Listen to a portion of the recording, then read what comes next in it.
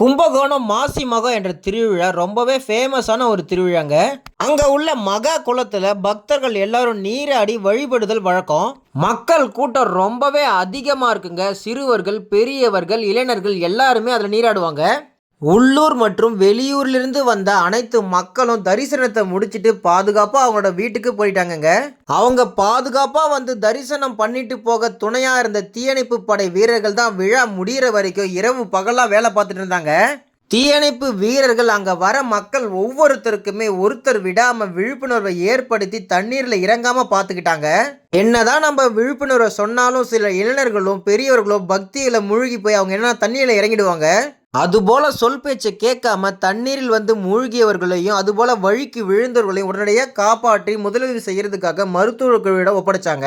இவ்வளவு மக்கள் கூட்டத்தை சமாளிக்கிறது சாதாரண விஷயம் கிடையாது. ஆனா இரவு பகலா டியூட்டியை பார்த்துட்டு அவங்க சாப்பிடாம கொள்ளாம தண்ணியில இருந்து மக்களை பாதுகாத்துட்டாங்க தீயணைப்பு வீரர்கள். நீங்க கடவுளை தரிசனம் பண்ண பாதுகாப்பா இருந்த தீயணைப்பவர்கள் நல்லா இருக்கணும்னு கடவுளை வேண்டிக்கோங்க.